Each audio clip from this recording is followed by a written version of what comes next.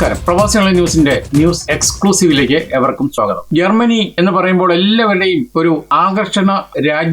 ആകർഷക രാജ്യമായി തീർന്ന സ്ഥിതിക്ക് ഇവിടുത്തെ നിജസ്ഥിതികൾ ഞങ്ങൾ എപ്പോഴും സുതാര്യമായി കൃത്യമായി എല്ലാ കാര്യങ്ങളും മനസ്സിലാക്കിക്കൊണ്ടാണ് ഞങ്ങൾ റിപ്പോർട്ട് ചെയ്യുന്നത്. അതുകൊണ്ട് തന്നെ ഞങ്ങളുടെ റിപ്പോർട്ടുകൾ തിരസ്കരിക്കാനാണ് എല്ലാവർക്കും താല്പര്യം. അത് പോട്ടെ, അത് സാരമില്ല. എങ്കിലും ഇവിടുത്തെ ഇപ്പോഴത്തെ നിജസ്ഥിതി നിങ്ങൾ മലയാളികൾ അറിഞ്ഞിരിക്കണം, പ്രത്യേകിച്ച് നാട്ടിൽ നിന്ന് ഇങ്ങോട്ട് പ്ലെയിൻ കയറുന്നവർ. അതുകൊണ്ട് തന്നെ ജർമ്മനിയുടെ മുഖമുദ്രയായിരുന്ന ഓട്ടോമൊബൈൽ മേഖല തകർന്നടിയുന്ന ഒരു സംഭവ സാഹചര്യമാണ് ഇപ്പോൾ ഉണ്ടായിരിക്കുന്നത്. അതിന്റെ വിശദാംശങ്ങളാണ് ഇന്നത്തെ എക്സ്ക്ലൂസീവില്. അത് പലർക്കും ഇഷ്ടപ്പെടില്ലെന്നറിയാം, എങ്കിൽ പോലും ഇത് അറിഞ്ഞിരിക്കണം. അതുകൊണ്ട് തന്നെയാണ് ഞങ്ങളിപ്പോൾ പ്രസിദ്ധീകരിക്കുന്നത്. മറ്റൊന്നുമല്ല, ജർമ്മനിയിലെ മലയാളി എഞ്ചിനീയർമാർക്ക്, പ്രത്യേകിച്ച് നാട്ടിൽ നിന്നും എഞ്ചിനീയറിംഗ് പഠിച്ച് ഓട്ടോമൊബൈൽ മേഖലയിൽ ജോലി ചെയ്യാൻ താല്പര്യപ്പെട്ടു വരുന്നവർക്ക് ഒരു തിരിച്ചടിയായി മാറിയിട്ടുണ്ടോ ഇപ്പോഴത്തെ സാഹചര്യം? അതുകൊണ്ട് തന്നെ ഓട്ടോമൊബൈൽ പ്രതിസന്ധിയിൽ വിറങ്ങലിച്ച് നിൽക്കുന്ന ജർമ്മൻ വിപണി, തൊഴിൽ അന്വേഷണത്തിൽ വലഞ്ഞ യുവാക്കൾ, ജർമ്മനിയുടെ ഓട്ടോമൊബൈൽ സുവർണ കാലഘട്ടം അവസാനിച്ചുവെന്ന് റിപ്പോർട്ടുകൾ. ഇതൊക്കെ തന്നെ കൂട്ടി യോജിപ്പിച്ച് വായിക്കുമ്പോൾ ഇനി പറയുന്ന കാര്യങ്ങളാണ് നിങ്ങൾ ശ്രദ്ധിക്കേണ്ടത്. ലോകോത്തര സാങ്കേതിക വിദ്യയുടെയും മെക്കാനിക്കൽ എഞ്ചിനീയറിംഗിന്റെയും ഈറ്റില്ലമായ ജർമ്മനിയിൽ യുവ എഞ്ചിനീയർമാർ കടുത്ത തൊഴിൽ പ്രതിസന്ധി നേരിടുന്നതായി അന്താരാഷ്ട്ര മാധ്യമമായ AFP പുറത്തുവിട്ട പ്രത്യേക റിപ്പോർട്ടിൽ വ്യക്തമാക്കുന്നു. ജർമ്മനിയുടെ സാമ്പത്തിക വ്യവസ്ഥയുടെ നട്ടെല്ലായ ഓട്ടോമൊബൈൽ രംഗം, അതായത് ഓട്ടോമോട്ടീവ് സെക്ടർ നേരിടുന്ന കനത്ത തകർച്ചയും ചൈനീസ് കമ്പനികളിൽ നിന്നുള്ള കടുത്ത മത്സരവുമാണ് ജർമ്മനിയിലെ മികച്ച സർവകലാശാലകളിൽ നിന്ന് പോലും പഠിച്ചിറങ്ങുന്ന യുവ പ്രതിഭകളുടെ ഭാവിക്ക് ഇപ്പോൾ വില്ലനായി മാറിയിരിക്കുന്നത്. ജർമ്മനിയിലെ വിദേശി മലയാളി പ്രൊഫഷണലുകളെയും വിദ്യാർത്ഥികളെയും ഒരുപോലെ ബാധിക്കുന്ന ഈ പ്രതിസന്ധിയുടെ ആഴം വ്യക്തമാക്കുന്ന പ്രധാന വിവരങ്ങളാണ് ഞങ്ങൾ ഇനി പറയുന്നത്. 60 അപേക്ഷകൾ, ഒരൊറ്റ ഇന്റർവ്യൂ പോലും ലഭിക്കാത്ത അവസ്ഥ. ആർട്ടിഫിഷ്യൽ ഇന്റലിജൻസിന്റെയും ഇന്റലിജന്റ് ഡ്രൈവിംഗ് സിസ്റ്റത്തിലും അഗ്രഗണ്യനായ 30-കാരൻ മാർക്സ് പെയിൻ എന്ന ജർമ്മൻ സോഫ്റ്റ്വെയർ എഞ്ചിനീയറുടെ ഒരു അനുഭവമാണ് ഇക്കാര്യത്തിൽ ഞങ്ങൾക്ക് ആദ്യം പറയാനുള്ളത്. പ്രതിസന്ധിയുടെ നേർക്കാഴ്ചയാണ് അദ്ദേഹം കണ്ടത്. മുൻപ് പ്രമുഖ ഓട്ടോമോട്ടീവ് സപ്ലയർമാരായ കോണ്ടിനെന്റലിൽ ഉൾപ്പെടെ പ്രവൃത്തി പരിചയമുള്ള മാർക്സ് കഴിഞ്ഞ ഒരു വർഷമായി 50-ലധികം കമ്പനികളിൽ അപേക്ഷ അയച്ചിട്ടും ഒരൊറ്റ പോസിറ്റീവ് മറുപടി പോലും ലഭിച്ചില്ല. അദ്ദേഹത്തിന്റെ സുഹൃത്തുക്കളിൽ പലരും 60-ലധികം അപേക്ഷകൾ അയച്ച് ഇപ്പോഴും കാത്തിരിക്കുകയാണ്. പണ്ടൊക്കെ പഠനം പൂർത്തിയാക്കും മുൻപേ പ്രമുഖ കമ്പനികൾ ഇരു കൈയും നീട്ടി സ്വീകരിച്ചിരുന്ന സ്ഥാനത്താണ് ഈ സാഹചര്യങ്ങൾ ഉണ്ടായിരിക്കുന്നത്. ഇനി രണ്ടാമതായി പറയുന്നത് ചൈന ഷോക്കാണ്. ജർമ്മനിയുടെ സുവർണ കാലഘട്ടം അവസാനിക്കുന്നു എന്ന് വേണം പറയാൻ. ജർമ്മൻ കാർ നിർമ്മാതാക്കളായ BMW, മെഴ്സിഡസ് ബെൻസ്, വോക്സ്വാഗൻ എന്നിവരുടെ ഏറ്റവും വലിയ വിപണിയായിരുന്ന ചൈനയിൽ അവിടുത്തെ പ്രാദേശിക ഇലക്ട്രിക് വാഹന ബ്രാൻഡുകളായ BYD, XPeng എന്നിവർ വൻ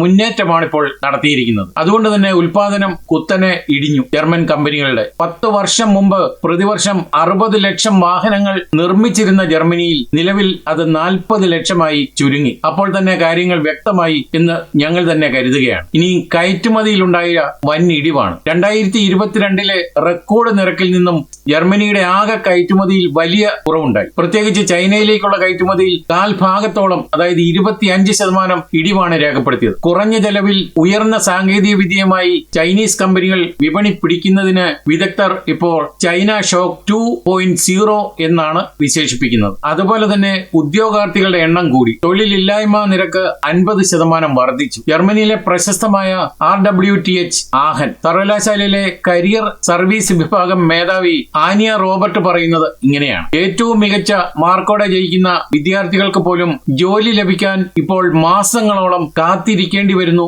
എന്ന അവസ്ഥ. ഇവിടെ ഇപ്പോൾ ഒത്തിരി മലയാളികൾ പഠിക്കുന്നുണ്ട്. നാട്ടിൽ നിന്ന് ഒട്ടനവധി ആളുകൾ മെക്കാനിക്കൽ അല്ലെങ്കിൽ സാങ്കേതിക വിദ്യയുമായി ഈ യൂണിവേഴ്സിറ്റിയിലാണ് പഠനം തുടരുന്നത്. എന്റെ 2 മക്കളും അവിടെയാണ് പഠിക്കുന്നത്, RWTH. അതുകൊണ്ട് തന്നെ ഇതിന്റെ കണക്കുകൾ പ്രകാരം യോഗ്യതയുള്ള എഞ്ചിനീയർമാരുടെ ഇടയിലെ തൊഴിലില്ലായ്മ നിരക്ക് 2022 അപേക്ഷിച്ച് 50%-ഓളമാണ് വർദ്ധിച്ചത്. ജർമ്മൻ ഓട്ടോമോട്ടീവ് മേഖലയിലെ ആകെ ജീവനക്കാരുടെ എണ്ണത്തിൽ 5 വർഷത്തിനിടെ 8%-ഓളമാണ് കുറവുണ്ടായിരിക്കുന്നത്. ഇതൊക്കെ പറയുമ്പോൾ ഇതിന്റെ സത്യാവസ്ഥയാണെന്നുള്ള കാര്യം കൂടി നിങ്ങൾ മറക്കാതിരിക്കും. ഇനിയും പ്രവാസി വിദ്യാർത്ഥികൾക്കും, അതായത് മലയാളി വിദ്യാർത്ഥികൾക്കും ഉദ്യോഗാർത്ഥികൾക്കുമായി വിദഗ്ധർ നൽകുന്ന ഉപദേശം ഞങ്ങൾ മനസ്സിലാക്കി കഴിഞ്ഞപ്പോൾ ഞങ്ങൾക്ക് പറയാനുള്ളത് ഇതാണ്: ജർമ്മനിയിൽ എഞ്ചിനീയറിംഗ് അല്ലെങ്കിൽ IT പഠനത്തിനായി എത്തുന്ന മലയാളി വിദ്യാർത്ഥികൾ വിപണിയിലെ ഈ മാറ്റങ്ങൾ കൃത്യമായി മനസ്സിലാക്കേണ്ടതുണ്ട്. ജോലി ലഭിച്ച ഹാംബുർഗിലെ ഇലക്ട്രിക്കൽ എഞ്ചിനീയറായ ലൂക്ക ലിൻസൺ പറയുന്നത് ഇതാണ്. പഠനം തുടങ്ങിയ കാലത്ത് കോഴ്സ് തീരും മുമ്പ്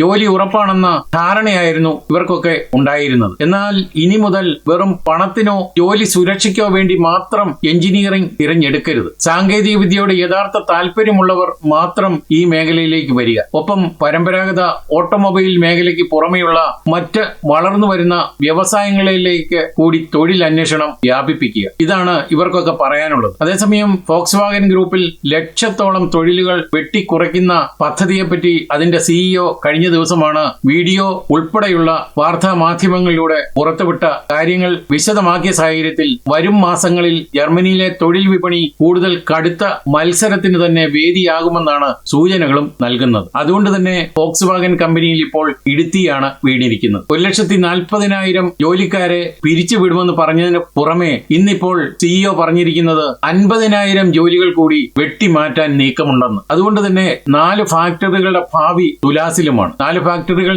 നിർത്തുമെന്ന് പറഞ്ഞിട്ടുണ്ടെങ്കിലും ഇതിനും പുറമെ ഇനിയും വലിയ വിപത്തുകളാണ് ഉണ്ടാകുന്നത്. ജർമ്മൻ വാഹന ഭീമനായ ഫോക്സ് വാഗൻ കമ്പനിയിൽ നിന്നുള്ള തൊഴിൽ പ്രതിസന്ധി കൂടുതൽ രൂക്ഷമാകുന്ന സാഹചര്യമാണ് നിലവിൽ പറയുന്നത്. വിപണിയെയും ജീവനക്കാരെയും കൂടുതൽ ആഘാതത്തിൽ ആഴ്ത്തിക്കൊണ്ട് കമ്പനിയിൽ നിന്നും 50,000 ജോലികൾ കൂടി വെട്ടി മാറ്റിയേക്കുമെന്നാണ് ഗ്രൂപ്പ് സിഇഒ ഒലിവർ ബ്ലൂം സൂചന നൽകിക്കഴിഞ്ഞത്. കമ്പനിയുടെ ആഭ്യന്തര ഇന്റർനെറ്റ് പോർട്ടലിൽ ജീവനക്കാരുമായി നടത്തിയ പ്രത്യേക അഭിമുഖത്തിലാണ് സിഇഒ ഈ പുതിയ നീക്കം വെളിപ്പെടുത്തിയത്. ഇതോടെ കമ്പനിയിൽ നിന്നും ആകെ ഇല്ലാതാകുന്ന തൊഴിൽ അവസരങ്ങളുടെ എണ്ണം 1,00,000-ന് മുകളിലേക്ക് ഉയർന്നിട്ടുണ്ട്. ഇതിൽ ആദ്യമായി പറയേണ്ടത് 20% ചിലവ് കൂടി എന്നുള്ളതാണ്. അതുകൊണ്ട് തന്നെയാണ് ജീവനക്കാരെ കുറയ്ക്കാൻ സമ്മർദ്ദം ഉണ്ടായിരിക്കുന്നത്. മറ്റ് സമാന വാഹന നിർമ്മാതാക്കളുമായി താരതമ്യം ചെയ്യുമ്പോൾ ഫോക്സ് വാഗന്റെ ഉൽപാദന ചെലവ് 20% കൂടുതലാണെന്ന് ഒലിവർ ബ്ലൂം വ്യക്തമാക്കി. കമ്പനിയുടെ ആകെ ചെലവുകളിൽ പകുതിയും ജീവനക്കാരുടെ ശമ്പള ഇനത്തിലാണ് പോകുന്നത്. അതിനാൽ തന്നെ പ്രവർത്തന ചെലവ് കുറയ്ക്കുന്നതിന്റെ ഭാഗമായി ആഗോളതലത്തിൽ 50,000 തസ്തികകൾ കൂടി പുനഃക്രമീകരിക്കേണ്ടി വരുമെന്നാണ് സിഇഒ നൽകുന്ന സൂചന. അടുത്തത് 45 വ്യക്തിഗത തീരുമാനങ്ങളടങ്ങുന്ന 150 പേജുള്ള പുതിയ അഴിച്ചുപണി പദ്ധതിയാണ് മാനേജ്മെന്റ് ഇപ്പോൾ തയ്യാറാക്കിയിരിക്കുന്നത്. ജർമ്മനിയിൽ മാത്രം Volkswagen, Audi, Porsche, Cariad എന്നീ വിഭാഗങ്ങളിൽ നിന്നായി 50,000 ജോലികൾ 2030 സ്വമേധയാ വെട്ടിച്ചുരുക്കാൻ കമ്പനി നേരത്തെ തന്നെ തീരുമാനിച്ചിരുന്നു. ഇതിൽ 37,000 ജീവനക്കാർ ഇതിനകം തന്നെ പിരിഞ്ഞു പോകാനുള്ള കരാറുകളിൽ ഒപ്പുവെച്ചു കഴിഞ്ഞു. ഈ വർഷം അവസാനത്തോടെ 27,000 പേർ കമ്പനി വിടും. ഇതിനു പുറമെയാണ് ഇപ്പോൾ പുതിയതായി 50,000 തൊഴിൽ അവസരങ്ങൾ കൂടി വെട്ടിമാറ്റാൻ ആലോചിക്കുന്നത്. ഇത് നടപ്പിലായാൽ കമ്പനിയുടെ ചരിത്രത്തിലെ ഏറ്റവും വലിയ തൊഴിൽ വെട്ടിക്കുറയ്ക്കലായി ഇത് മാറുകയും ചെയ്യും. ഏതാണ്ട് 87 വർഷമായി കമ്പനിയിൽ നിലനിന്നിരുന്ന ഒരു വലിയ നിയമം കഴിഞ്ഞ വർഷം അത് എടുത്തു കളഞ്ഞു. അതുകൊണ്ട് തന്നെ ജീവനക്കാരെ ശുഡ്സം ചെയ്യുന്ന ഒരൊറ്റ നിയമവും ഇപ്പോൾ കമ്പനിയിൽ ഇല്ലാതായിരിക്കുകയാണ്. ആദ്യമായാണ് സിഇഒ ഒലിവർ ബ്ലൂം നേരിട്ട് ഫാക്ടറികളുടെ പേരെടുത്ത് പറഞ്ഞ് പ്രതിസന്ധി വ്യക്തമാക്കിയിരിക്കുന്നത്. ജർമ്മനിയിലെ പ്രമുഖ പ്ലാന്റുകളായ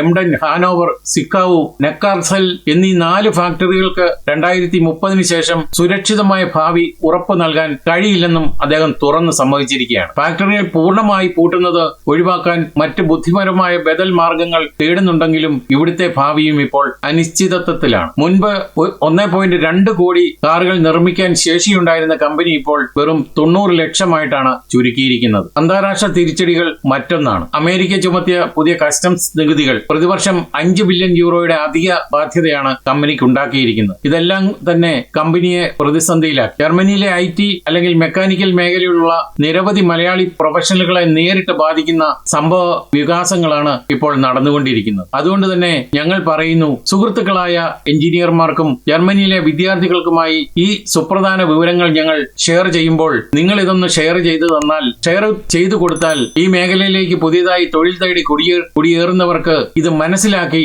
വേറെ തൊഴിൽ സാധ്യത കണ്ടെത്താൻ സാധിക്കും എന്നുള്ള ഒരു കണ്ടെത്തലിലാണ് ഞങ്ങളിപ്പോൾ ഇക്കാര്യങ്ങൾ സുതാര്യമായി റിപ്പോർട്ട് ചെയ്യുന്നത്. ഇതുവരെ നൽകി വരുന്ന എല്ലാവിധ പിന്തുണയ്ക്ക് ഞങ്ങൾ ഹൃദയപൂർവ്വം നന്ദി അർപ്പിച്ചുകൊണ്ട് നമസ്കാരം.